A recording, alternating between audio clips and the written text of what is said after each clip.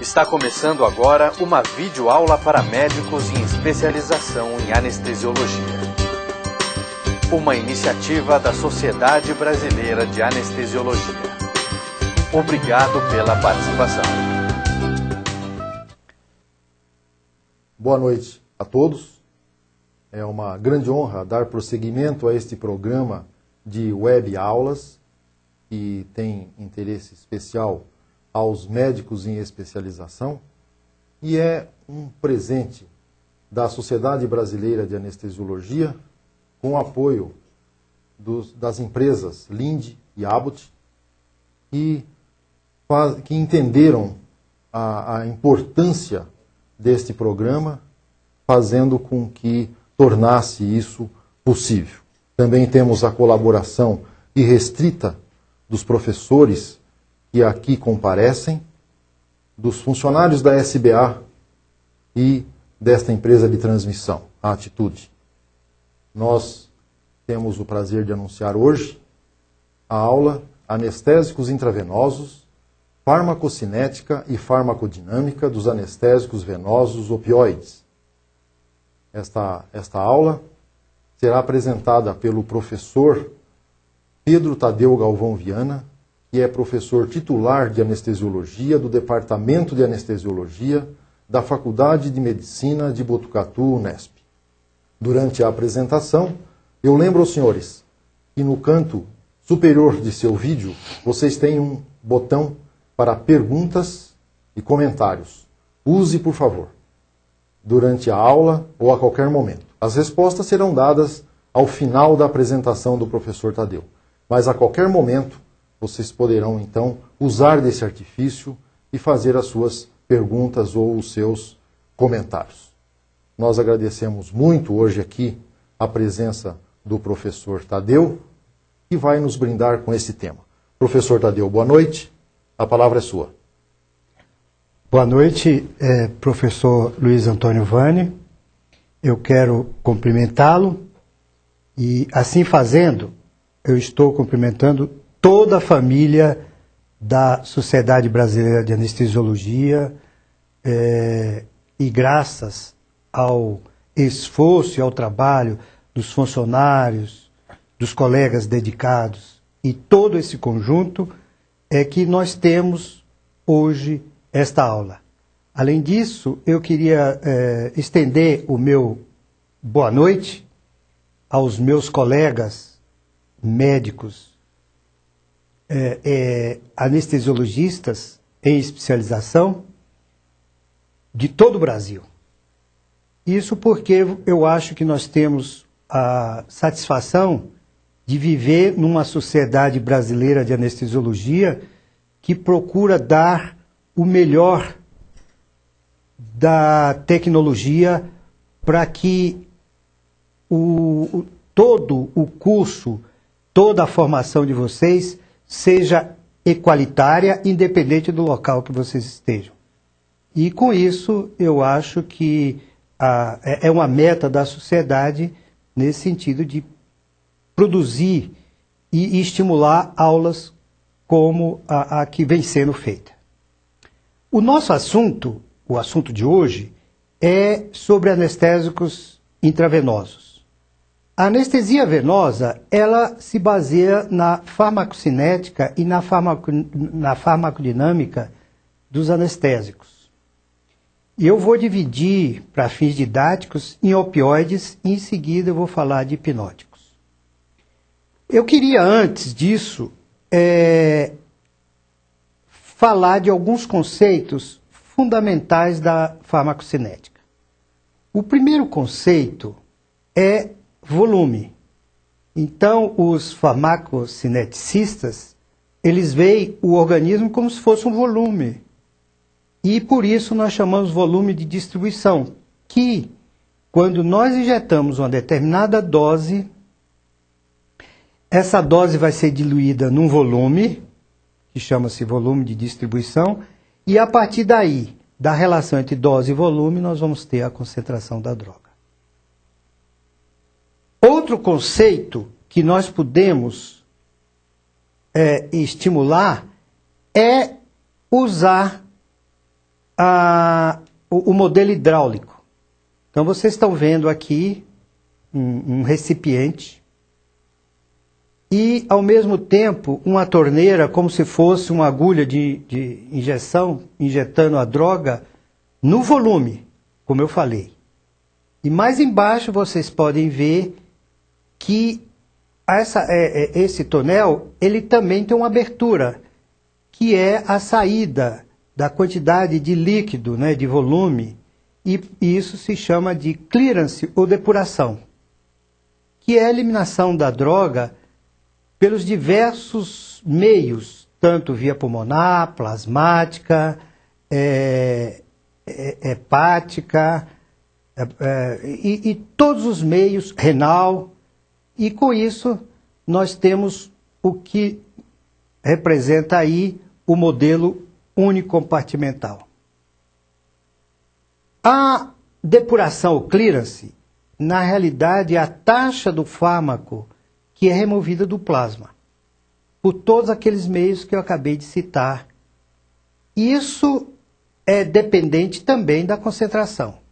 Então, logo, a depuração vezes a concentração é que vai fazer a eliminação da droga. Então, por exemplo, um fármaco denominado A tem uma depuração de 1 litro por minuto. Se não existir nenhuma quantidade da droga, é evidente que 1 litro em 1 minuto vezes 0, isso matematicamente resulta em 0. Quer dizer, não existe a depuração. Se nós injetarmos uma pequena quantidade da droga, de tal maneira que a concentração da droga fique em 1 miligrama por litro, então nós vamos ter 1 litro por minuto vezes 1 miligrama por litro, logo a depuração final é 1 miligrama por minuto.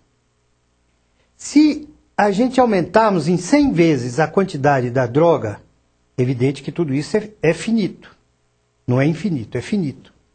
Nós vamos ter 100 miligramas por litro, vezes 1 litro por minuto, vai dar 100 miligramas por minuto. Então, com a depuração, nós temos a eliminação da droga. Outro conceito que eu gostaria de fornecer para vocês é a respeito de meia-vida. O que é meia-vida? É o tempo que leva para que a droga reduza em 50% a sua concentração inicial. Vocês podem ver no modelo hidráulico que a primeira meia-vida corresponde, depois que nós injetamos uma quantidade de droga, a primeira meia-vida corresponde a 50% da concentração inicial. E já a segunda meia-vida, ela representa só a metade de 50, ou seja, 75. E a terceira meia-vida, a metade de 75, ou seja, 87,5%. E assim sucessivamente. De modo que nós podemos imaginar, num modelo invertido, se nós fizermos uma infusão de droga, uma quantidade de droga, mais ou menos aproximada ao que está sendo perdido, e essa meia-vida, ela é 50% inicial, na segunda meia-vida ela passa a ser 75%, 87%, e a partir da quarta meia-vida nós vamos ter o estado que a gente poderia chamar de estado de estabilidade, o state, da língua inglesa. Então isso pode ser mostrado em gráfico. Então veja bem, o primeiro tempo de meia-vida, o segundo tempo, o terceiro tempo. A partir do quarto tempo, então nós temos uma concentração, desde que a gente faça a infusão dessa droga, da reposição que é perdida. E isso é um conceito, de certo modo, rudimentar do que vocês vão ver futuramente de anestesia alvo controlado. É baseado nisso. Quer dizer, o que é perdido é reposto de tal maneira que após a quarta ou a quinta meia-vida. Outro conceito que a gente nem faz na prática, mas que a gente nem observa, é que a injeção em bolos, eu sempre faço o conceito de que bolos é uma infusão rápida. E infusão, na realidade, é um bolos lento. Se nós fizermos um bolo, como todos nós fazemos, a injeção rápida e uma quantidade maior, é exatamente para que essa curva fique a mais voltada para a esquerda, de tal modo que o efeito já aconteça nos momentos iniciais da infusão da droga. Bom, isso se os fármacos que nós usamos em anestesiologia fossem unicompartimentais, mas não são. O que mais se aproxima no estudo farmacocinético é o modelo tricompartimental. Ou seja, nós temos um compartimento central, que a gente está chamando aí nesse gráfico de V1, e dois compartimentos periféricos. Um menor, que é o V2, e um maior, que é o V3.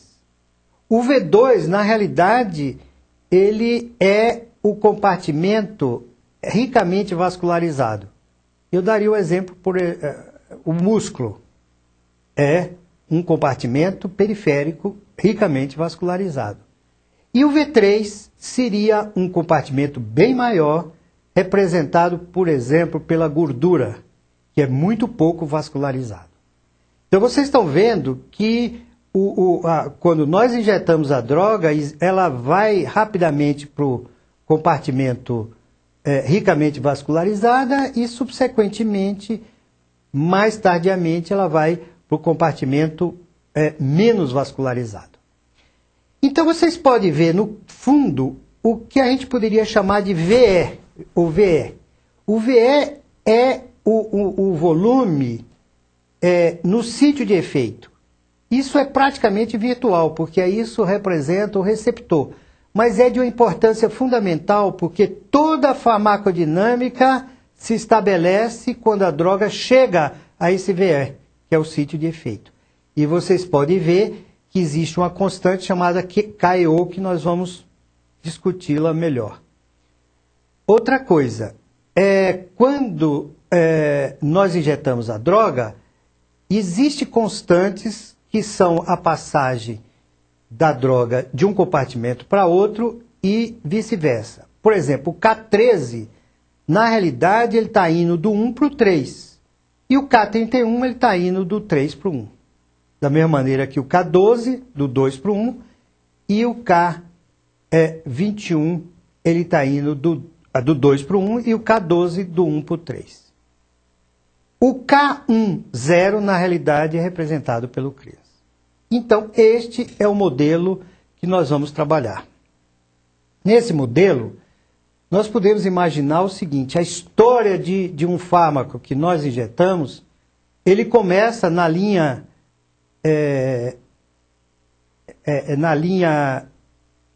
na primeira fase de distribuição. Depois, na linha interrompida, nós temos a fase de distribuição lenta, que alguns autores chamam isso de T meio beta.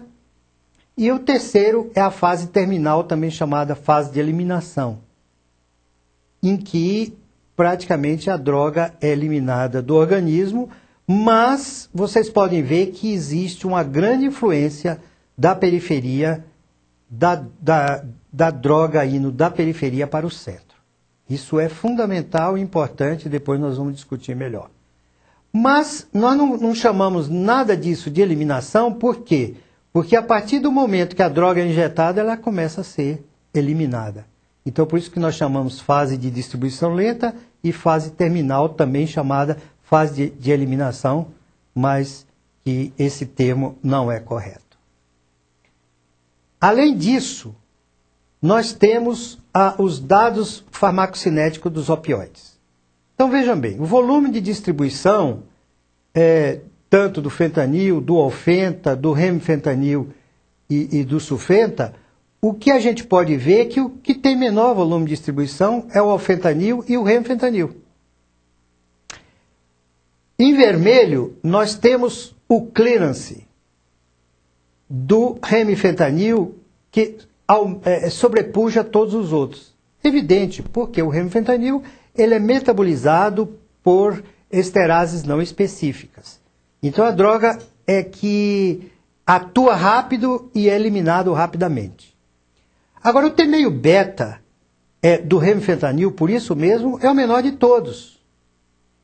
Agora vocês podem ver que o T-meio KO, que é aquele meia-vida para o equilíbrio entre o plasma e o compartimento no local de efeito, no receptor, ele é muito prolongado, muito grande no fentanil. No alfentanil, isso não acontece. O alfentanil tem uma característica de agir rapidamente. De modo que quando nós fazemos o alfentanil, nós não precisamos esperar para dar o hipnótico, nós damos juntos. Já o fentanil, a gente preconiza usar o fentanil ou mesmo o sulfentanil 2-3 minutos antes da injeção do hipnótico. Previamente, exatamente porque o efeito dele é sempre maior no caso do fentanil e do sulfentanil. E o alfento e o remfentanil, esse T-meio KO é bem menor. Em gráfico, ele fica mais fácil de nós entendermos. Veja bem, em verde é a concentração plasmática do fentanil. E o ponto máximo dessa concentração plasmática com relação ao local de ação é de 3,6 minutos. E vocês podem ver que a droga que vocês injetaram, somente 17% ele é aproveitado. Subsequentemente, com relação ao fentanil, ele age rapidamente, então em 1 minuto e pouco, nós temos o efeito máximo, o pico de efeito, e por isso mesmo o aproveitamento dele é de 37%. E já do sulfentanil, o efeito acontece com 5,6 minutos, quase 6 minutos, e com aproveitamento muito igual ao do fentanil, ou seja, de 20%. Então, tudo isso é importante na hora de nós induzirmos um paciente. A depender da droga que a gente use, a gente vai ter que imaginar o que vai acontecer com relação ao efeito máximo da droga. Este efeito máximo, a gente pode colocar numa tabela, comparando todas as drogas. Vocês podem ver que o T-meio KO do fentanil é o maior de todos, seguido do sulfentanil. Já o alfentanil não chega nem 1 minuto. Quer dizer, antes de 1 minuto ele já está tendo o seu efeito. E o mesmo a gente pode imaginar do remfentanil, que é um pouco menos. É 1 minuto e meio, no máximo. Né? E o pico de efeito, o pico máximo do remfentanil é de 1,2 minutos. Agora, se nós quisermos fazer anestesia venosa sequencial, ou seja, uma indução sequencial, a droga de escolha, em termos farmacocinéticos, é o fentanil. E o hipnótico, a droga de escolha é o tiopental. Vocês podem ver que o T-meio KO do tiopental é de 1 minuto e meio. Isso no paciente jovem. Quando a gente tem um paciente idoso, nós podemos trocar, permutar o tiopental pelo etomidato do paciente idoso. Porque o tempo de efeito do etomidato é igual ao do tiopental. Então, todas essas coisas é importante nós termos em mente na hora de realizar uma anestesia, na hora de nós realizarmos uma anestesia sequencial rápida, que é aquela que a gente usa para evitar a aspiração, né? A gente nem ventila, a gente injeta as drogas e já pratica a intubação traqueal. Bom, a minha vida, ela, além de depender da própria droga, ela também tem um efeito ao longo da vida do paciente. Então vocês podem ver que no paciente prematuro, essa minha vida está muito prolongada. Porque esse prematuro é um paciente que ainda está por vir, por se formar. Então, o fígado é imaturo e todos os órgãos são imaturos, de tal maneira que a minha vida do fármaco é sempre maior nesses prematuros. Quando o paciente nasce a termo, essa minha vida já se reduz bastante, mostrando que já começou a ter uma certa independência, uma certa maturidade.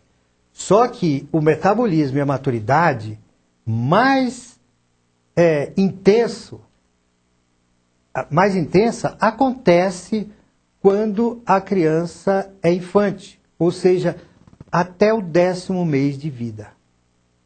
Depois, essa minha vida aumenta numa criança em idade escolar, aumenta também no adulto e, finalmente, nos pacientes idosos, nos geriátricos, eles têm uma meia-vida aproximadamente igual ao do prematuro. Então, eu sempre digo, um está por vir e outro porque já se foi. Os farmacocinéticos, então eu vou mostrar 2 tabelas, eu acho que são muito importantes em conceito, porque, por exemplo, o pKa da droga, na realidade o pKa devia estar nessa coluna da ligação proteica, ela mostra algo que é importante. E é por isso que o alfentanil é uma droga que é usada em clínica. Por quê? Porque ela tem um pKa de 6,5 e está aí em destaque. Diferente de todas as outras drogas que o pKa está em fase alcalina, né? pKa. Na realidade, eu queria explicar para vocês o que é o pKa. O pKa é quando 50% da droga está na condição iônica e 50% na não iônica. Então, vocês podem ver que o alfentanil, a maior parte da droga, ela está na fase não iônica, né? Da mesma maneira que o T-meio caiu da morfina, que na realidade é ligação proteica, né? Ela tem 35%, né? De ligação proteica. E as drogas que têm maior ligação proteica geralmente são o sulfentanil. O clearance, e por isso ele tem maior potência. O clearance é outra coisa importante comparado às diversas drogas em que o remifentanil é soberano. Vocês podem ver que o sulfentanil ele tem um clearance de 4 litros por minuto, muito maior do que todas as outras drogas. Veja, o sulfentanil, coitado, é o que tem menos clearance. E, como eu disse para vocês, o alfentanil é uma droga muito importante exatamente por causa do seu pKa. E com relação ao volume de distribuição, aí está correto, o que tem menos volume de distribuição é o remifentanil.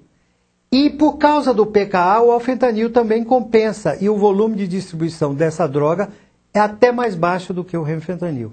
E vocês podem comparar com todos os outros opioides que o alfentanil e o remifentanil têm um volume pequeniníssimo de distribuição. Isso é importante para que a droga tenha uma dinâmica no organismo, ou seja, haja mais rápido e mais rápido seja eliminado.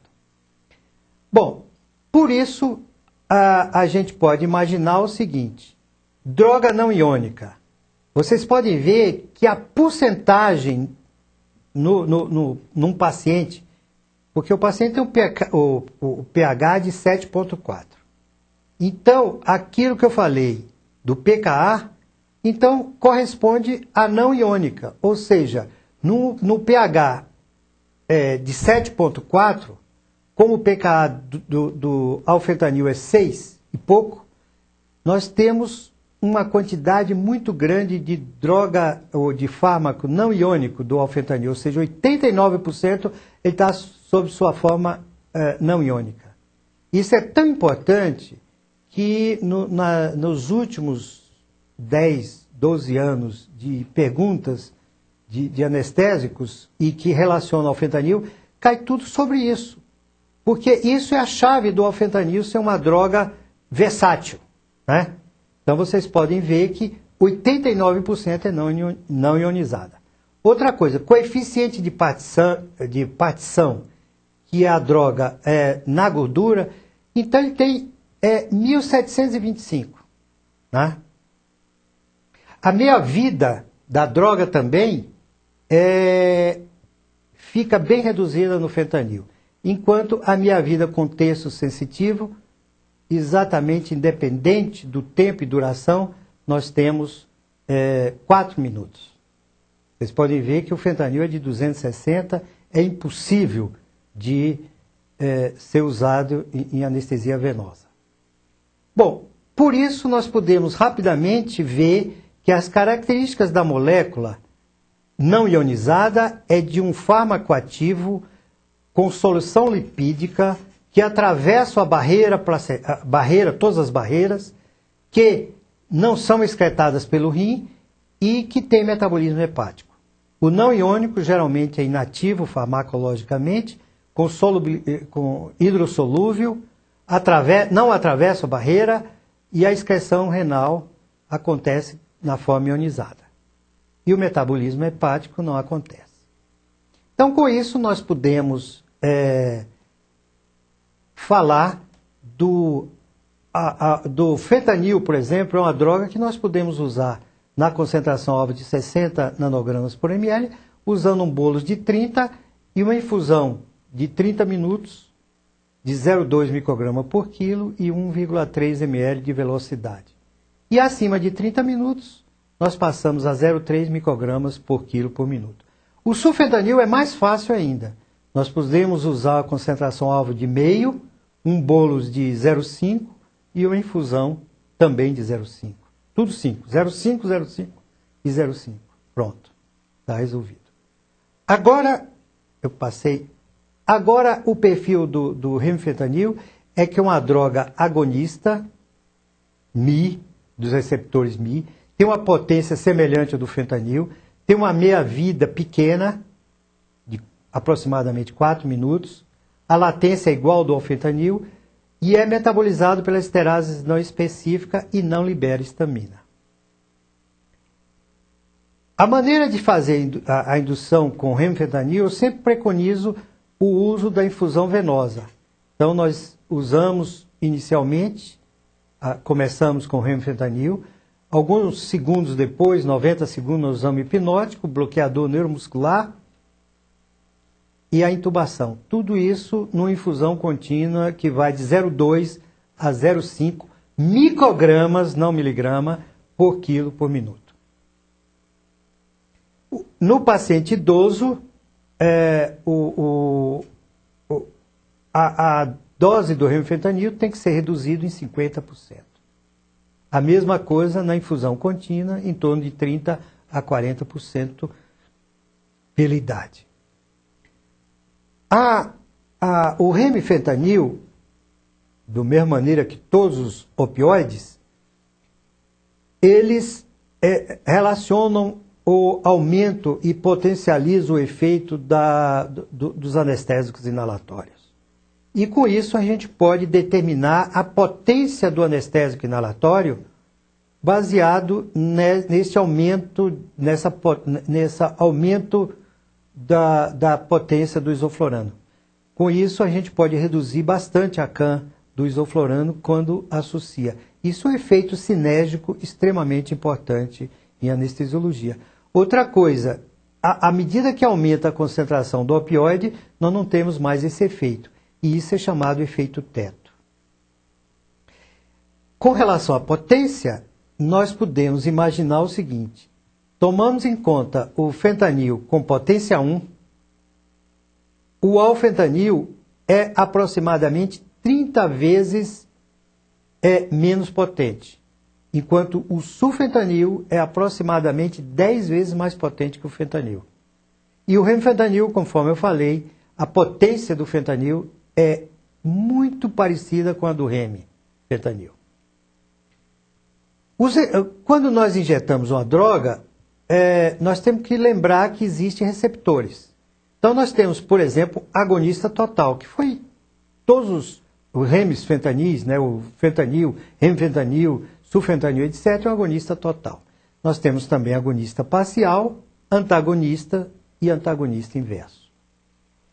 E isso é representado, aquele gráfico lá é uma ilustração, mas isso aí é um estudo farmacológico mostrando o agonista total, o agonista parcial e o agonista inverso.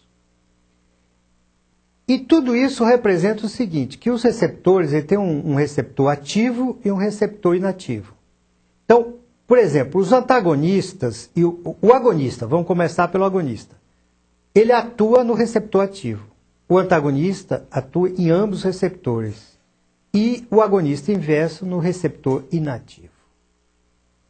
Então, isso poderia ser resumidamente mostrado o seguinte, que existe o receptor ativo e inativo, os agonistas atuam principalmente, vocês podem ver a seta mostrando no ativo, o antagonista inverso é o inverso, né? Ele está no inativo, e o antagonista neutro, ele age nos dois receptores simultaneamente. Tanto assim que a seta fica igual. Bom, com isso nós podemos imaginar que as drogas, elas agem nos receptores, principalmente Mi, as drogas que nós conhecemos. Mas algumas têm efeito nos receptores delta e nos receptores kappa. Então vocês podem ver que existem drogas que são agonistas parciais, né? E tem os antagonistas. O efeito Mi, ele causa analgesia principalmente, pode causar prurido, e o prurido pode ser tratado pelo antagonista, pode ser tratado pelo próprio Propofol, pode ser tratado pelo ondansetron e assim por diante. Inclusive tem uma tese lá em Botucatu que eu orientei, em que a gente tratou o prurido com a droga que é a elisaprida. Depressão respiratória, sedação, vasodilatação, bradicardia, náusea, miose, hipertonia muscular, retenção urinária. Tudo isso é do agonista Mi. E tudo isso acontece tanto no fentanil, como no alfentanil, como no remfentanil. E espasmo da musculatura lisa. Isso é importante porque, por exemplo, quem vai fazer exploração das vias biliares, a gente usando um opioide, nós podemos ter aumento da pressão do colédoco. Então vocês podem ver o placebo na primeira linha, na segunda linha, assim sucessivamente, drogas menos potentes até chegar às mais potentes. Bom, e finalmente com relação ao opioide, nós temos que lembrar que o antagonista naloxona não é desprovida de efeitos colaterais. Por exemplo, quando nós antagonizamos rapidamente, eu não antagonizo os meus pacientes. Exatamente porque eles têm reaparecimento da dor, náuseas e vômitos, aumento da pressão arterial e da frequência cardíaca. Pode ter booking, ou seja, reação violenta ao tubo traqueal. E também é descrito, e eu tive um caso de edema agudo de pulmão. Bom, vamos rapidamente falar agora dos anestésicos venosos, da farmacocinética e farmacodinâmica dos hipnóticos. Quando nós usamos um hipnótico, vocês podem ver, eu procuro agrupar todos para que fique fácil da gente comparar um com o outro. Então, as drogas que são em solução aquosa é o tiopental e o midazolam. Então, por exemplo, e a cetamina. O etomidato e o propofol, eles são diluídos ou em emulsão ou numa solução orgânica. A apresentação deles, todos, já vem prontos, com exceção do tiopental. Então, todos sabem o seguinte, que quando a gente entra na sala de cirurgia, a primeira coisa que alguém fala o seguinte: já aprendeu a diluir o tiopental? Porque nós diluímos em sala. Então, com relação à trombose venosa, o etomidato é o que causa maior trombose venosa. E o único que possui, além de efeito hipnótico, que é um efeito não bem hipnótico, mas a gente pode considerar, né, perda de consciência, etc., é a cetamina. A cetamina tem um efeito analgésico importante. Bom, rapidez de ação seria o tiopental, o etomidato e o propofol. Suavidade de indução, tiopental, principalmente, e o propofol. Todos causam depressão respiratória, com exceção da cetamina. Cardiovascular seria o propofol e o tiopental. Depressão respiratória, idem. Recuperação seria o propofol, a droga que se recupera mais rápido. Suavidade na recuperação, tiopental e propofol. E náuseas e vômitos, lembrar que o etomidato pode causar até 30% de vômitos. Portanto, não é uma droga muito bem indicada em anestesia ambulatorial. E para uso de infusão venosa, nós temos o propofol, principalmente. O etomidato nós deixamos de usá-lo, nós só usamos em indução, exatamente pela supressão adrenocortical que ele causa. Bom, os parâmetros farmacocinéticos dos hipnóticos, nós podemos destacar a grande depuração, o clearance do propofol. E o T meio alfa, por isso mesmo, é pequeno, né? E o T meio beta, idem. Então, isso mostra que o propofol é a droga ideal para ser usada em anestesia venosa contínua, né? O tiopental realmente é o que tem o maior duração de efeito no T meio alfa, né? No T meio beta. De modo que é uma droga que não pode ser usada em infusão contínua, só na indução. Lembrar que os fármacos sofrem influência da extração hepática, de tal maneira que o diazepam, o lorazepam e o tiopental não têm muito efeito, mas o sulfentanil, o fentanil e a cetamina têm um efeito acentuado quando existe redução hepática, por exemplo, hipotermia. E intermediária é o caso do midazolam e o alfentanil. Bom, com relação à anestesia venosa em relação ao coração, o tiopental ele aumenta a frequência cardíaca, assim como a cetamina, o propofol, às vezes sim, às vezes não é constante, e o midazolam. Mas vocês podem ver que o tiopental e o propofol reduzem a pressão arterial de maneira dose dependente, assim como reduzem também o débito cardíaco, assim como reduzem também a resistência vascular, assim como atuam na contratilidade miocárdica.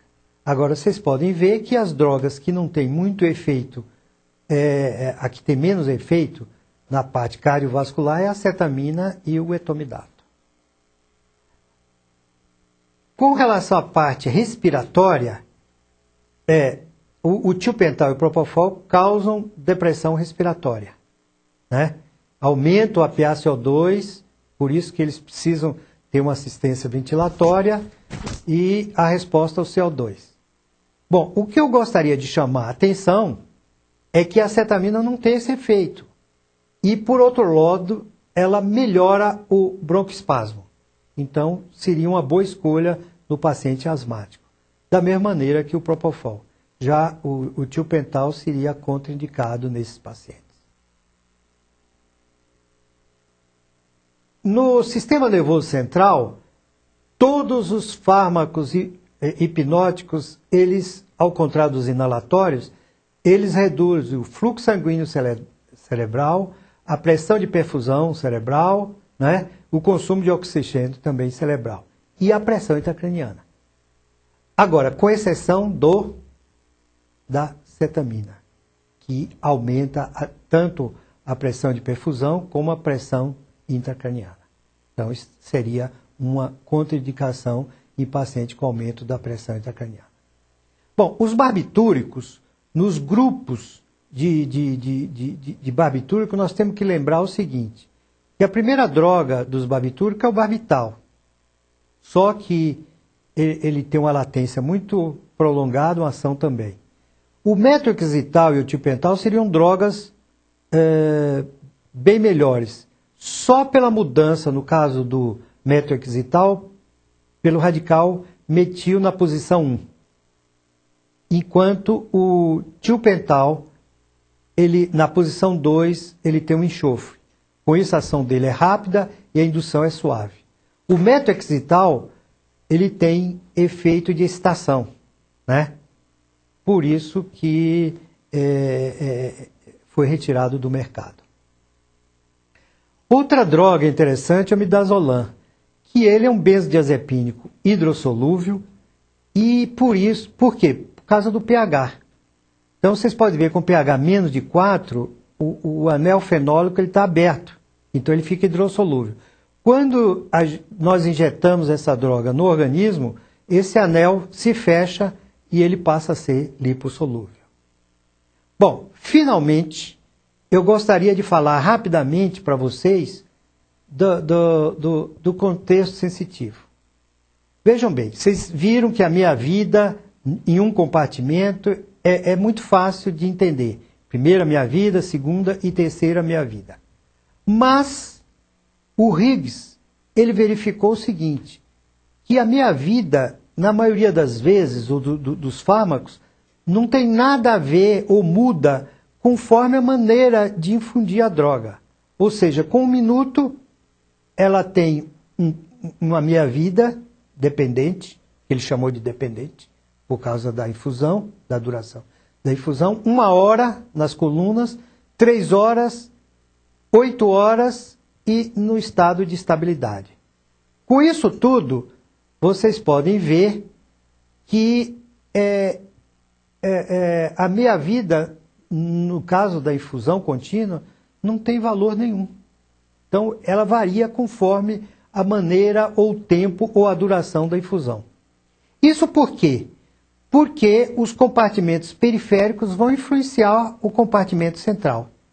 E é isso que nós temos o que se chama de meia-vida contexto sensitivo, o contexto dependente. Então, vocês podem ver o diazepam, o tiopental, que é a redução de 50% da droga, da concentração da droga, ela vai depender diretamente da infusão. E o mesmo acontece com o midazolam, em menor proporção, a acetamina, o propofol e o etomidato é o que tem melhor performance. Os opioides, acontece a mesma coisa. O sulfentanil realmente é uma droga que não pode ser, ou um fármaco, desculpe. Eu não gosto de falar droga, porque droga tem uma conotação pejorativa, mas fármaco. O fentanil realmente tem uma meia-vida muito grande, né? Se for injetado em mais de 300 minutos, ele vai levar 250 minutos para que haja uma redução de 50% na concentração da droga. Ou seja, o paciente não acorda.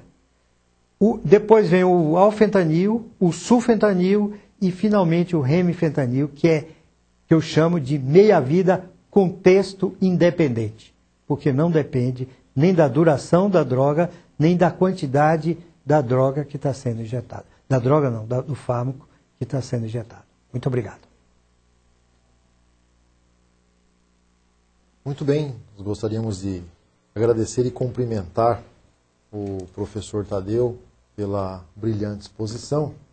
E vamos passar então a algumas perguntas aqui existentes. Antes, porém, eu gostaria de reafirmar aqui a importância desse programa, né? O trabalho que a SBA, junto com os seus professores, que de uma maneira gratuita e desinteressada comparecem aqui a esse estúdio, né? Para fazer a democratização do conhecimento, de tal forma que colegas próximos a grandes centros ou longe de grandes centros conseguem receber a mesma aula, não é? Uma aula atualizada e dada pelos professores mais especializados no assunto. E isso é possível, não é? Porque houve a sensibilização das empresas principalmente a Linde, a Abbott, né? Também a Eurofarma em outro programa de videoconferências, né? Que dá esse presente a todos os nossos associados. Então gostaríamos de agradecer muito a todos a presença de todos os senhores, né, neste momento por essa aula.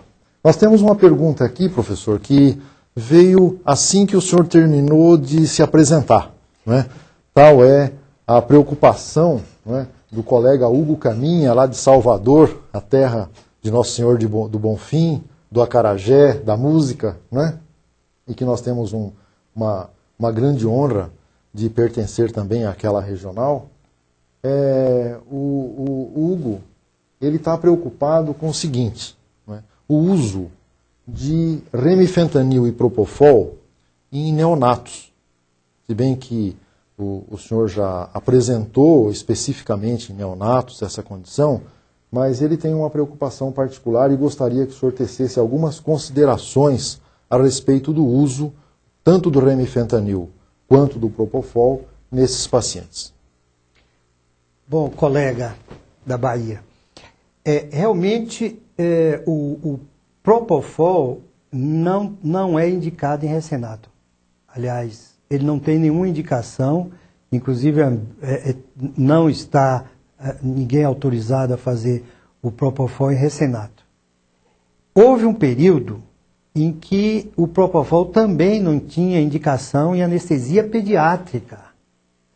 Eu fui um dos que batalhei e consegui introduzir, e a impressão que eu tenho que hoje é possível nós fazermos em pacientes em idade escolar. De 4 a 12 anos nós fizemos, orientamos uma tese de uma colega de Araçatuba, em que ela usava o propofol, né, em anestesia venosa em pacientes de 4 a 12 anos. Em recenato realmente não está indicado o uso do propofol. Agora, o remifentanil eu não vejo nenhuma contraindicação. Eu acho que pode ser muito bem usado sem problema nenhum, da mesma maneira que o alfentanil, que o sulfentanil, e não tem contraindicação com relação à idade. Professor, com relação ao propofol, qual seria o motivo de estar, vamos dizer assim, teoricamente contraindicado em neonatos ou pacientes de baixa idade? Olha, aí é aquela história alguns têm estudado o problema da metabolização do propofol e parece que existe uma incidência daquela síndrome do propofol mais intensa conforme menor idade, conforme maturidade hepática. Tanto, isso também acontece na UTI, quando você usa grandes doses por um período muito prolongado. É aquela síndrome do propofol, né? Perfeito. Com alterações múltiplas de órgão, etc. Nós temos uma outra pergunta aqui também, de um colega Iglantini de Belém, também é outra regional que a gente tem grande carinho, porque pertencemos a ela, não é? A terra do Sírio de Belém, não é? Que é realmente um espetáculo à parte. E ele gostaria de saber de anestesia ou sedação para videolaparoscopia no idoso. Quer dizer, qual seria a melhor opção, na sua opinião, em termos de sedação com opioide ou hipnótico no paciente idoso que vai ser submetido a uma videocoloscopia? Sedação ou hipnose. Eu acho que eu usaria, por ser uma droga de fácil controle, o propofol para fazer uma hipnose. Inclusive eu fazia infusão, alvo controlado. Aliás, não é o tema da minha aula, né? Quando me pediram, eu falei, não, anestesia venosa, eu tenho que dar primeiro os rudimentos da farmacocinética, a farmacodinâmica dos anestésicos venosos, para depois nós falarmos da anestesia venosa propriamente dita. Mas como vocês estão me perguntando, eu usaria particularmente o propofol. Muita gente fala que o Propofol, a gente tem que ter um cuidado muito grande no paciente geriátrico. Eu concordo. Mas tudo isso em dose dependente. É dose dependente. Então a gente tem que ter o máximo cuidado, injetar doses bem menores do que a gente usa para adulto, e o efeito é o mesmo. Exatamente porque, como eu disse, tanto o tiopental como o Propofol, eles deprimem a parte cardiovascular, o débito cardíaco, de maneira dose dependente. Então, se nós tivermos um opioide, no caso aí de sedação, não, mas se nós fizermos doses pequenas, eu queria dizer o seguinte: qual seria uma dose pequena, por exemplo, para o paciente geriátrico? Seria uma concentração alvo em torno de 1 a 1,5. Isso corresponde a gente fazer assim 50, 60. É evidente que aí vem o estado da arte da anestesia. Mas eu começaria com doses baixas de Propofol para dar uma certa sedação. E eu queria lembrar a vocês o seguinte, que eu não consigo usar, por exemplo, Propofol sem usar doses bem pequenas de midazolam. Então, se eu fizer 1 miligrama de midazolam,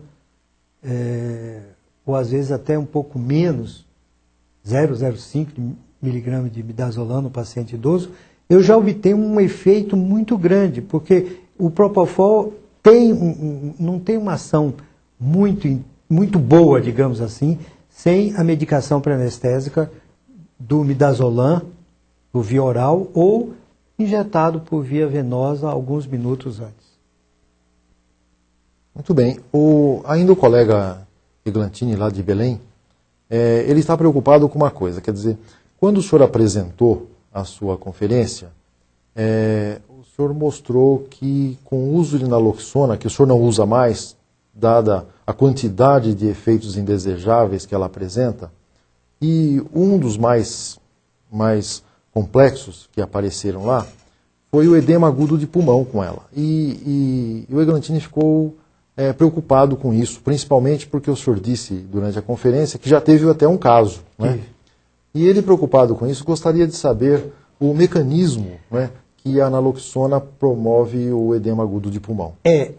Porque a antagonização brusca, e tudo depende também da dose, a antagonização brusca é acompanhada de uma intensa vasoconstrição, não é? De liberação de catecolamina muito intensa.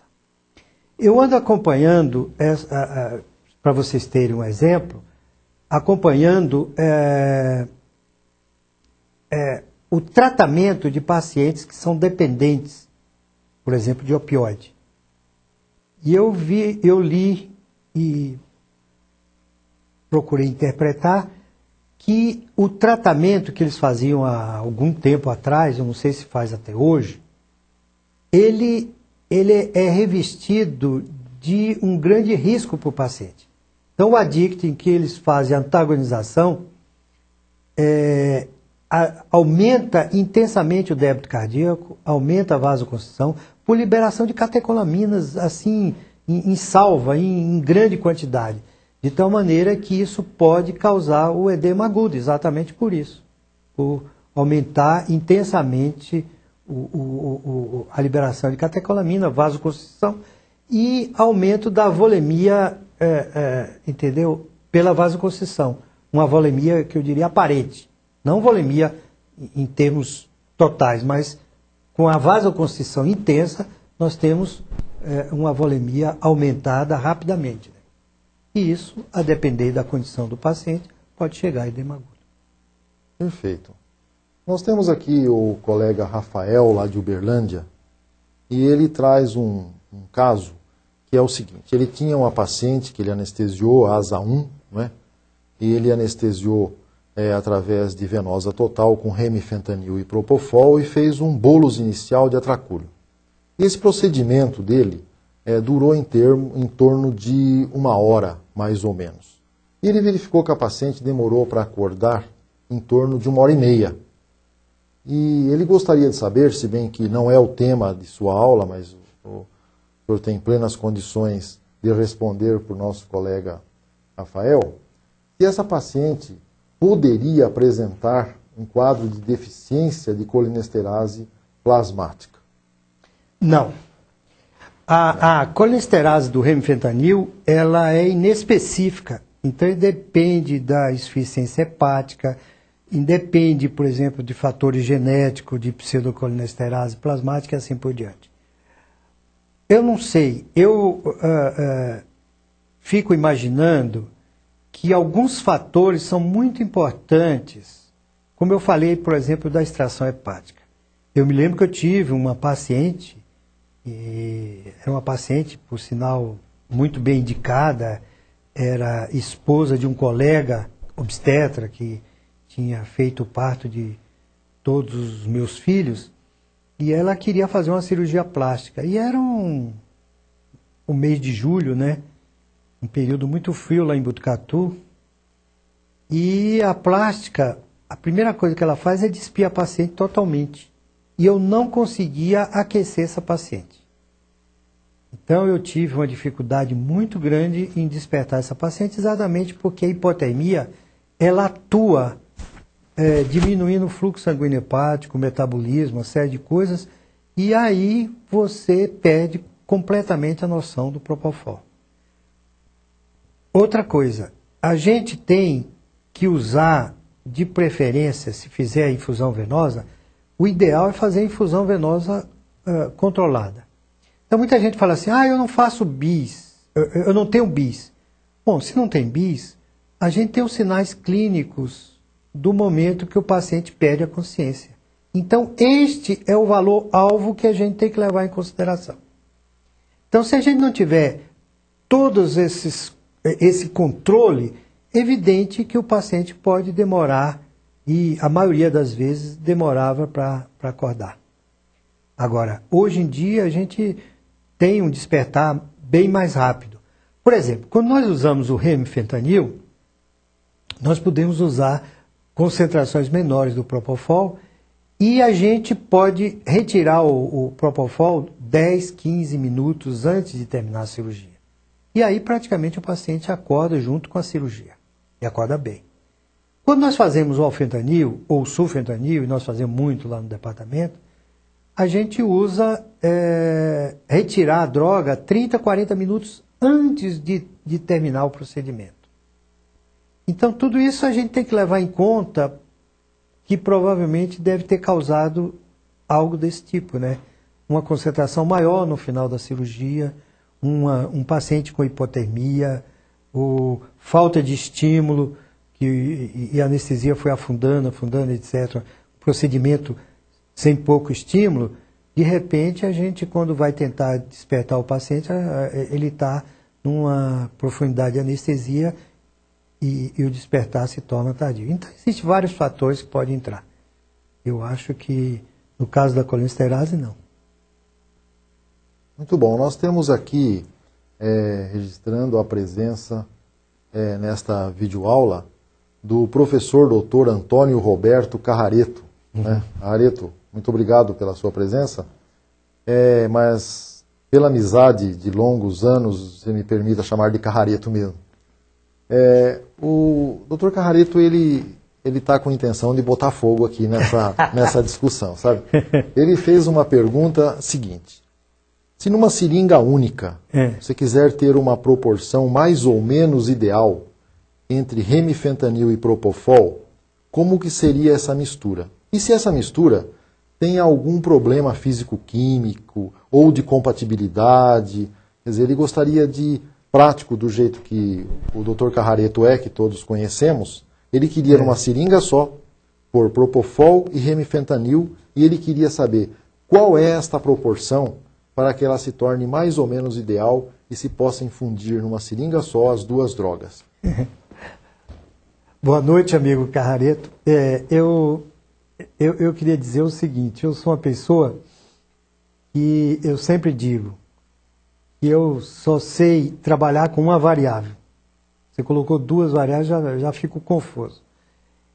Eu acho o seguinte, que eu sei que alguns colegas, inclusive, já praticam, e isso é largamente praticado, mas eu não acho uma técnica ideal exatamente pelo seguinte, porque nós temos estímulos cirúrgicos diferentes, estímulos, sedação também diferentes.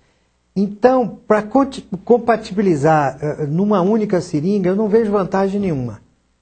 Então, por exemplo, quando existe um estímulo cirúrgico maior, por exemplo, um estímulo ortopédico, se a gente estiver fazendo anestesia geral, ou mesmo uma laparotomia em que o cirurgião está fazendo grandes trações de alça, etc., eu acho que aí cabe não usar o hipnótico, e sim o analgésico.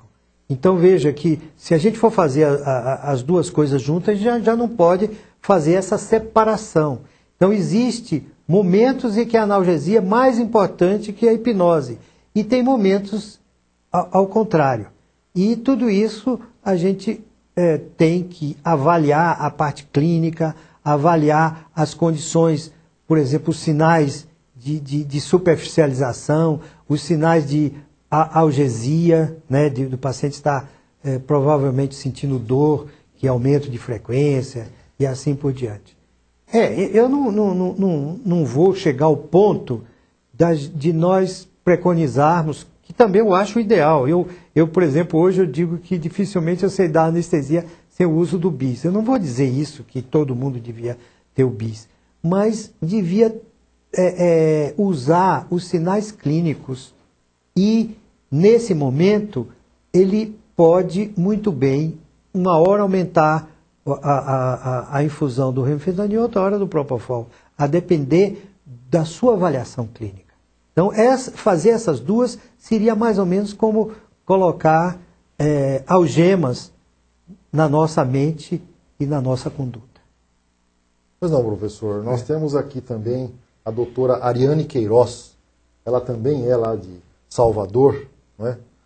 E ela está preocupada com um fato. Quando ela usa remifentanil em infusão contínua durante a anestesia, como sabemos a ação dele é mais curta, mais fugaz, o paciente no pós-operatório pode apresentar dor, não é? Logo depois.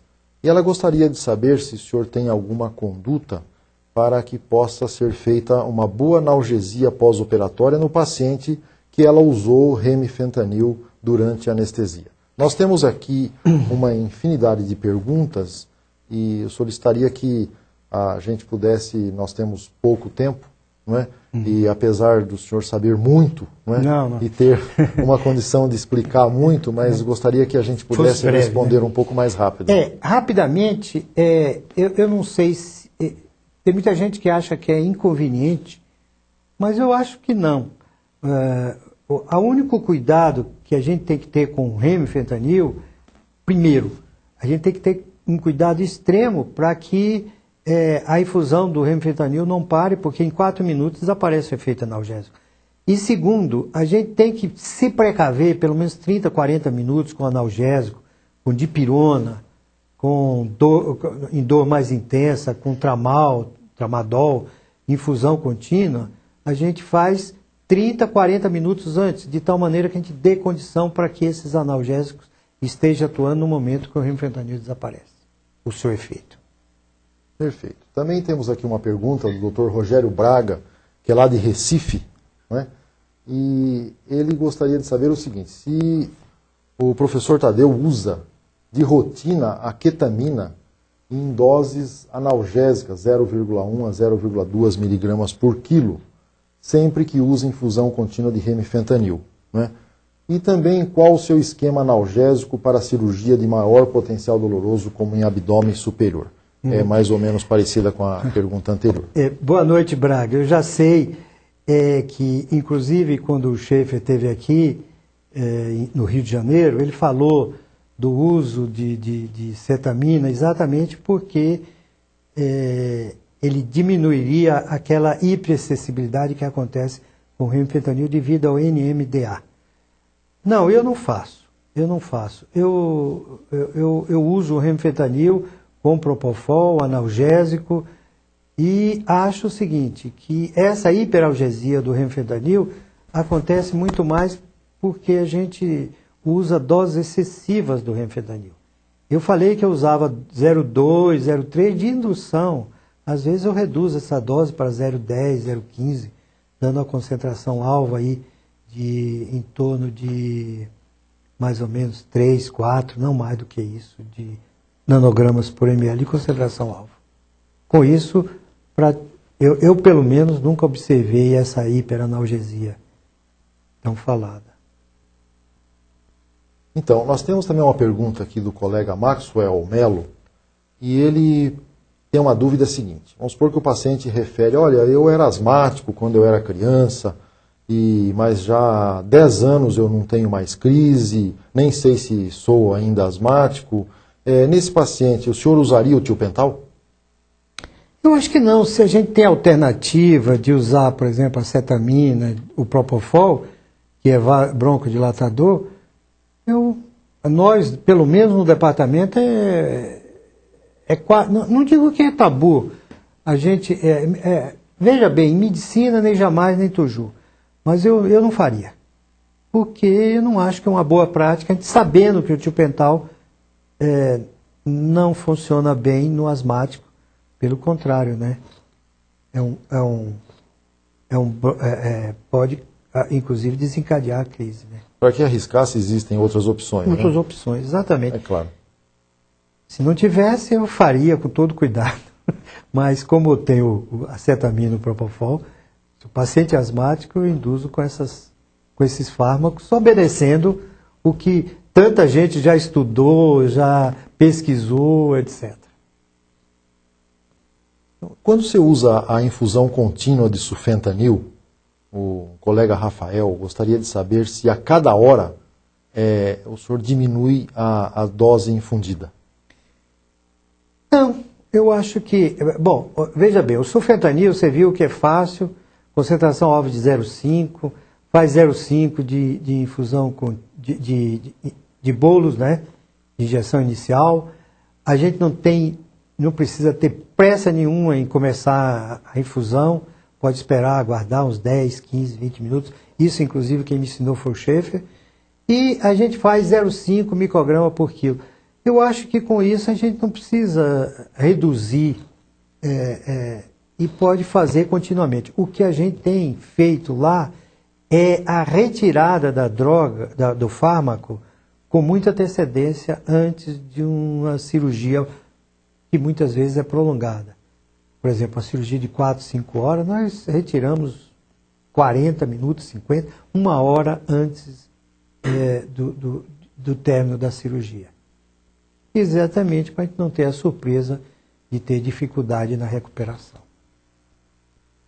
A doutora Clara, lá de Salvador, também faz uma pergunta que o senhor já respondeu. Eu gostaria só de saber se o senhor quer complementar alguma coisa. Ela gostaria de saber, tendo em vista a propriedade de hiperalgesia do remifentanil, a sua utilização isolada como opioide único deve ser realizada? Não. Não, eu não conheço assim nenhuma utilização do remifentanil de maneira isolada. Exatamente porque ele só tem efeito analgésico e o paciente manter a consciência. Então, eu acho até contraindicado o uso dela, do opioide único, né, sozinho. Ele tem que ser associado com a droga que dê hipnose, que dê sedação. Também o doutor José Costa, lá do Hospital Naval Marcílio Dias, do Rio de Janeiro, como o senhor disse que o propofol não é indicado em recém-nascidos, ele gostaria de saber se o uso na grávida é permitido, principalmente no primeiro trimestre da gravidez. Bom, eu não sei responder, eu só sei dizer o seguinte, o propofol não tem efeito teratogênico, pelo menos comprovado, né? Eu acho que não tem contraindicação no feto por causa disso. O problema de não usar no recém-nascido é exatamente o problema da metabolização do Propofol, mas no recém-nascido, infusão, etc. Mas não no caso de uma gestante que está no 3º trimestre, eu não vejo assim inconveniente, né? O que eu conheço de teratogenia, eu inclusive não faço obstetrícia, por isso eu não tenho assim toda aquela condição para responder, mas eu sei que dá efeito teratogênico é o óxido nitroso, né? Esse é contraindicado. Mas o sulfentanil eu não vejo, porque a gente tem que hiperventilar, oxigenar bem, né? Acho que não tem problema. Eu não sei, o Vânia que trabalha com teratogenia, o que é que você acha? Não, acho que não tem problema nenhum. Eu também acho que não. Também temos aqui a doutora Fernanda, lá de Salvador, e ela está preocupada com um problema. Qual é o papel do Precedex, da desmedetomidina, na anestesia venosa? Quer dizer, quais as melhores associações que você faria com essa droga? Qual opioide ou hipnótico, não é? Que seria uma associação muito boa? Essa é uma excelente pergunta. Eu acho o seguinte, a dexmedetomidina é uma excelente opção como droga coadjuvante. Ela é uma droga que não dá depressão respiratória, que dá sedação, que dá analgesia. Ela é sinérgica com todas as drogas. Eu queria dizer o seguinte, que quando... eu sei que pelo adiantado da hora eu não posso contar uma história muito comprida, mas eu particularmente queria conhecer o remifentanil. Já tinha visto de literatura e nada de chegar aqui no Brasil. Quando eu soube que a Argentina tinha sido lançado o remifentanil. Eu conversei com o pessoal da GSK e eles usaram a minha ideia e mandaram uma dúzia de anestesistas lá para a Argentina para a gente conhecer o uso do remifentanil. E eu me lembro que eu tive lá e eu vi usar o remifentanil, usar o Propofol, anestesia venosa total, de maneira excelente, cirurgia cardíaca, e eles estavam usando o alfa-2 agonista. Eu não me lembro bem se é a clonidina ou o Dex. Eu acho que o Dex é mais fácil de controlar, é uma droga, um agonista total, etc. Alfa-2. Então, o que eu queria dizer é o seguinte, eu acho que tem um lugar muito importante na interação ou no sinergismo junto com o remifentanil, junto com droga inalatória ou o Propofol, ou seja, ela vai reduzir substancialmente todas essas drogas, todos esses fármacos, e ao mesmo tempo melhorar a qualidade da anestesia. Quer dizer, o paciente vai ter menos liberação de catecolamina, e com isso a gente pode também trabalhar, já que eu disse que por exemplo, o Propofol é dose dependente, a gente pode usar doses pequeniníssimas do hipnótico, do Propofol, da droga inalatória e assim por diante, e ter uma anestesia excelente por interação com 3 ou 4 drogas em doses bem reduzidas. Eu acho que o lugar do Dex é esse, como droga coadjuvante na interação com todos os, tanto o hipnótico como o opioide, o analgésico.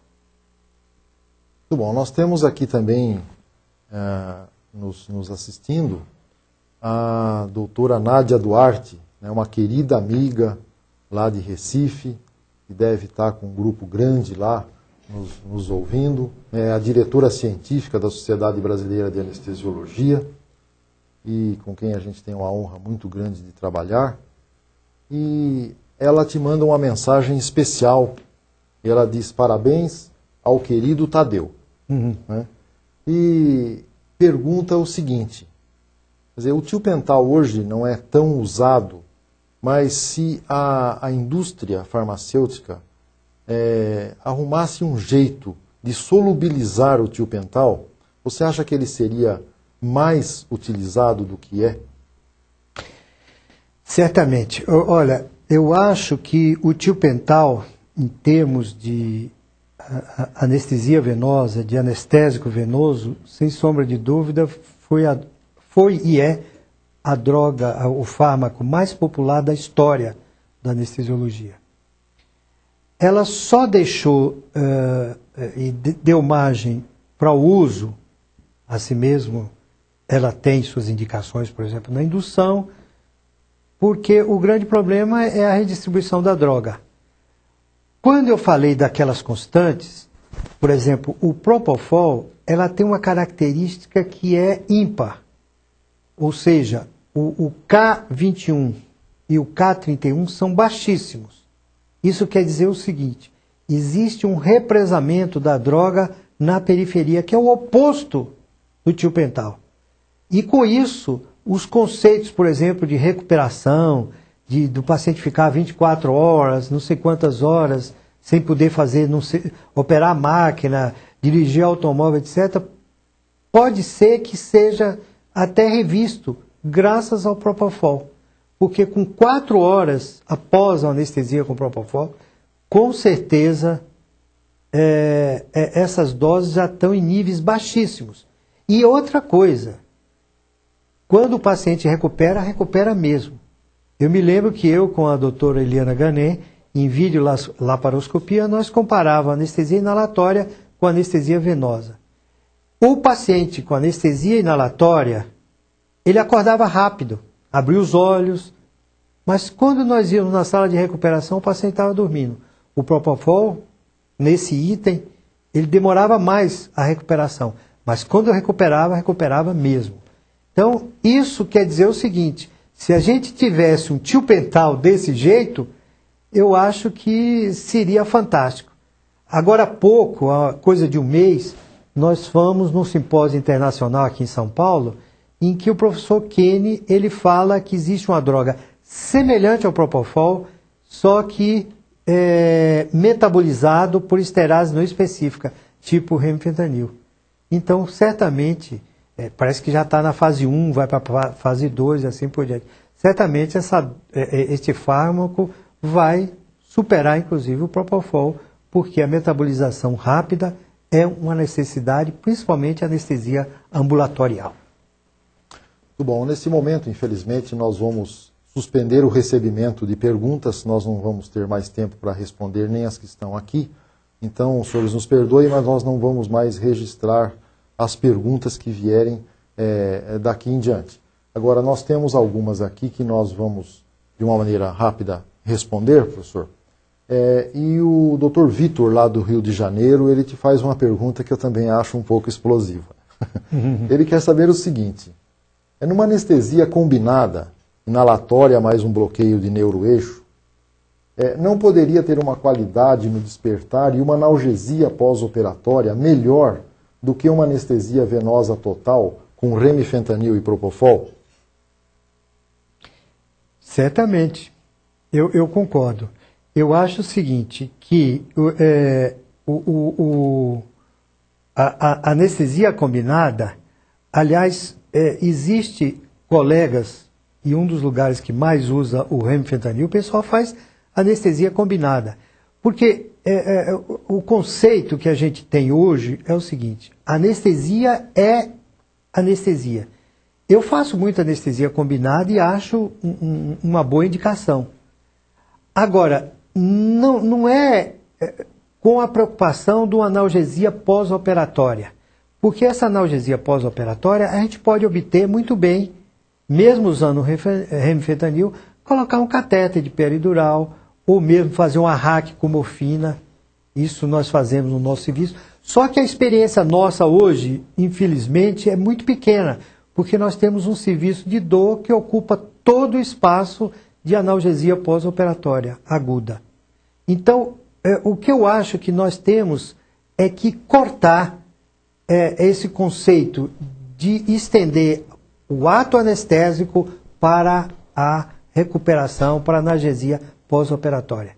Eu acho que isso aí a gente pode muito bem obter previamente, mesmo usando o remifentanil, nada impede de você usar a morfina. Aliás, eu tive uma discussão em Barretos com um colega da dor, em que ele dizia assim: olha, eu sinto muito mais segurança em usar uma morfina num paciente que usou o remifentanil e que a gente sabe que desapareceu o efeito, do que usar a morfina num paciente que ainda tem efeito residual do anestésico. Eu não sou nada contra, eu acho que todas as técnicas são muito bem indicadas, mas nós temos que pensar no futuro, inclusive em termos de classe, né? Em que o anestesiologista ele tem que se ater ao ato anestésico. Então, se ele quiser também fazer o tratamento pós-operatório, já é outro ato. E, como tal, ele tem que ter uma segunda remuneração. Isso eu acho muito importante. Eu acho que o anestesista, a primeira visita, nem é considerada, mas a partir da segunda visita, ele tem que ter a sua remuneração, porque ele está cuidando do pós-operatório. E o pós-operatório não é nas primeiras 4 horas, nas primeiras 6 horas, é até o paciente ter alta. Então, esse conceito de nós procurarmos uma técnica prevendo uma analgesia pós-operatória, eu acho que tem que desaparecer. Agora, eu acho que é muito bem indicado nós fazermos. Aliás, eu faço muito combinada com Propofol, que também funciona muito bem. Muito bom, professor. Nós temos aqui ainda o nosso colega Dr. Maxwell Melo, lá de Natal, cidade que sediou nosso último Congresso Brasileiro de Anestesiologia, né, nosso maior evento científico e associativo. Foi realmente um sucesso e certamente ele estava lá presente. Ele gostaria de saber o seguinte: quando ele faz midazolam, alguns pacientes dele devem ter tido soluço, porque ele gostaria de saber qual é a explicação para o soluço que às vezes ele tem nos pacientes dele após o uso de midazolam. Eu só queria saber como é que ele usa o midazolam, de que maneira ele usa o midazolam. Provavelmente rápido. Eu não tenho esse tipo de experiência, né? Eu não uso. Eu uso o midazolam, tem uma indicação excelente no pré-operatório, ou no pré-anestésico. Então, nós usamos em 90%, 100% dos nossos pré-anestésicos o midazolam em doses pequenas, né? Que não ultrapassam 7,5 miligramas por via oral, 90 minutos antes. Agora, eu não tenho nenhuma experiência na indução com midazolam e não sei nenhuma explicação desse soluço. Quando eu não faço a medicação pré-anestésica, inclusive eu tive a oportunidade de participar de várias anestesias lá em São José do Rio Preto, orientando os colegas e tudo, eu sempre solicito que faça o midazolam por via venosa um pouco antes do uso do Propofol, né? Porque aquilo que eu falei, o uso do Propofol sem o midazolam é impossível de ser realizado com sucesso. Muito bem. Nós temos mais uma pergunta aqui que veio do Dr. Davi Marinho. O Dr. Davi Marinho é de Fortaleza e é a 3ª ou 4ª vez que aparece essa pergunta e eu vou repetir porque eu fiquei com a impressão de que isto é um ponto que preocupa muito, não é? Os nossos colegas que estão assistindo a esta sua conferência. Ele volta a enfatizar o seguinte: quando usa anestesia venosa com Propofol e remifentanil, logo depois o paciente tem dor, hiperalgesia inclusive. E ele gostaria de saber como é que o senhor faz para cuidar disso, quer dizer, existe algum esquema de profilaxia para essa hiperalgesia que acontece depois do Propofol com remifentanil, somente nos primeiros minutos de pós-operatório? Não, é aquilo que eu falei. A depender do tipo de cirurgia, nós temos que fazer analgesia. Podemos fazer a morfina intrarraquídea. A gente pode fazer a morfina intrarraquídea antes de começar a anestesia. Então já está feito o tratamento da analgesia. Depois a gente usa a técnica que a gente desejar, né? Pode fazer inalatório, pode fazer propofol, pode fazer o remifentanil, nada impede, a morfina está lá reservada para o pós-operatório. E o efeito dele é de 24 horas. Então, nada impede de ser usado antes de começar a cirurgia. Vira o paciente, faz a RAC e injeta a droga, injeta a morfina. É uma excelente maneira de analgesia. Ou então, por exemplo, eu vou dar o exemplo da experiência minha, que eu trabalho muito com transplante renal. O pessoal do transplante renal, eu andei tentando fazer isso aí, eles não... já pediram várias vezes para eu não fazer morfina. Eles acham que o paciente é imunodeprimido, pode ter algum problema, não sei o quê. Enfim, é uma característica da equipe. Eu não quero nem discutir isso. Mas eu geralmente eu tenho que dialogar com a minha equipe. Então eles me pediram e eu acedi. Eu não faço esse tipo de coisa. Só que nós fazemos tramadol. Só que é importante que a dipirona ou o analgésico que a gente venha fazer, ou mesmo qualquer opioide, já existe alguns colegas que usam fentanil, sulfentanil no pós-operatório, mesmo usando o remifentanil, tem que ser feito levando-se em conta que 4 minutos depois nós não temos mais nenhum efeito residual de analgesia. Então nós temos que pensar em fazer 40, 50 minutos antes do término da cirurgia. Com isso, essa é a fórmula para nós termos um paciente tranquilo, sem dor no pós-operatório imediato. Se a gente for fazer analgesia após o remifentanil, nós não vamos conseguir. O paciente vai ter dor e a gente vai ser culpado e punido por esse tipo de imperícia até. O remifentanil é uma droga sabidamente de efeito extremamente curto, 4 minutos.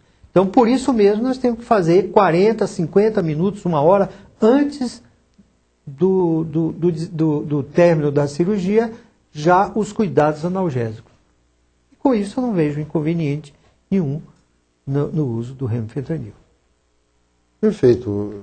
Acho que ficou bastante claro esse ponto que foi enfatizado por vários colegas, né, de que o uso do propofol com remifentanil torna a anestesia extremamente segura. Não é? Extremamente segura. E esse é o fato que vale a pena, não é, o uso. Agora, é claro que dentro do contexto anestesia, não é, nós vamos ter que ter técnicas para controle da hiperalgesia, que vai aparecer certamente no pós-operatório se não tomarmos nenhum cuidado. Não é? Se tomarmos, como esse que o senhor acaba de explicar, ou qualquer um outro, nós vamos ter sucesso também na analgesia pós-operatória.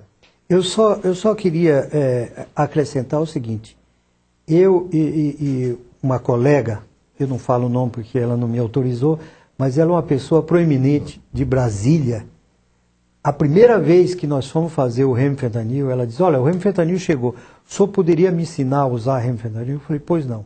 Era uma colestectomia, nós fizemos, o intraoperatório foi maravilhoso, só que até hoje eu não me perdoo de ter sido displicente e não ter cuidado de analgesia prévia. O paciente olhava assim para mim e falava, doutor, está doendo. E nessa hora, realmente, a hiperalgesia é tão intensa que não tem medicamento, morfina, não tem nenhum analgésico poderoso que coíba essa dor. E esse quadro ficou na minha mente até hoje. Isso faz, logo que saiu o remifentanil, faz mais de 15, 20 anos, e eu continuo com esse quadro na minha mente. Por isso que eu digo, o remifentanil é uma droga boa, mas precisa ser usado com critério. E um deles é o uso da analgesia intraoperatório com um tempo suficiente para que esse analgésico esteja atuando como o remifentanil for interrompido. Muito bom, professor. Então, em nome da Sociedade Brasileira de Anestesiologia, de nosso presidente, Dr. Jurandir Coanturazi. Nós gostaríamos de agradecê-lo imensamente pela deferência especial em estar aqui conosco nesta brilhante palestra. Agradecer a presença junto a nós de todos os internautas nesta web aula. Agradecer a participação de nossos colaboradores, nossas indústrias que estão sempre nos auxiliando para que as informações possam chegar da melhor forma possível a todos os anestesiologistas brasileiros. E, finalmente, desejar a todos uma boa noite e ao senhor para suas considerações finais. Muito obrigado. Boa noite a todos. Eu quero agradecer a paciência que vocês tiveram e também dizer que é imensa a satisfação que eu tive de conversar com todos vocês, de colegas de todas as várias cidades do Brasil, e que a gente está à disposição para discutir esse tema. Veja bem, eu gostaria de não polemizar, por exemplo, anestesia venosa inalatória. Eu acho que são excelentes indicações, muito boas indicações. Só que alguns têm uma preferência por uma ou por outra, mas todas, quando usadas, têm que ser bem usadas e bem indicadas. Por isso que eu achei importante a gente dar o subsídio da farmacocinética e farmacodinâmica, que se torna a base para uma boa anestesia. Boa noite a todos. Muito obrigado. Termina aqui esta videoaula para médicos em especialização em anestesiologia. Transmitido pelo sistema Web Meeting 2.0. Viva a Internet ao vivo. Uma iniciativa da Sociedade Brasileira de Anestesiologia. Obrigado pela participação.